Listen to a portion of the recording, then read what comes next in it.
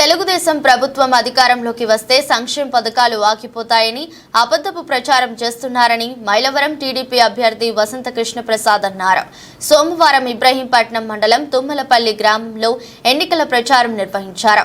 చంద్రబాబు ముఖ్యమంత్రి అయితే రాష్ట్రం అభివృద్ధి చెందుతుందని ఆయన అన్నారు. తెలుగుదేశం పార్టీ అధికారంలోకి రావడానికి ప్రతి ఒక్కరూ కృషి చేయాలని విజ్ఞప్తి చేశారు. నాయకులు పాల్గొన్నారు. మన బిడ్డల భవిష్యత్తుకి ఆధారమైనటువంటి మన దగ్గర వచ్చిన రాజధాని ఆయన ఏ రకమైన అభివృద్ధి చేయకపోగా వచ్చిన అభివృద్ధిని అడ్డుకున్నందుకు మీ అందరూ తగిన బుద్ధి చెప్పాలని చెప్పి కోరుకుంటా ఉన్నాను. ఈ ఒక్కటే కాదు, ఎన్నో విషయాలున్నాయి. ఒకనాడు ఇసుక పోయిన ప్రభుత్వం ఉచితంగా ఇస్తే ఈ ప్రభుత్వం 1000 రూపాయలు పెట్టి కొనే దుస్థితి కలిగించింది.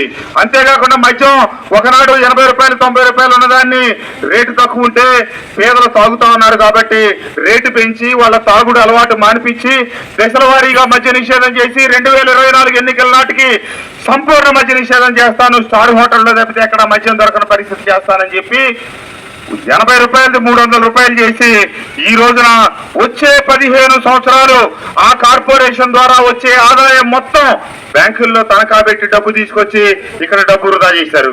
అంతేకాదు ఈ ప్రభుత్వం అధికారంలోకి వచ్చేటప్పటికి రాష్ట్రం అప్పు 2.5 లక్షల కోట్లు, ఈ రోజు 12.5 లక్షల కోట్లు. ఏం చేశాడయ్యా ఈ ముఖ్యమంత్రి గారంటే 40-50 సంవత్సరాల నుంచి నడుస్తున్న పరిశ్రమలు కూడా మూతపడే పరిస్థితి తీసుకొచ్చాడు. ఎందుకు అదంటే 2014 నుంచి 19 దాకా ఒక్క పైసా కూడా విద్యుత్ బిల్లులు పెంచలా, కానీ 19 నుంచి 24 వరకు 9 సార్లు విద్యుత్ ఛార్జీలు పెంచారు. ఈ పెంచినందువల్ల మన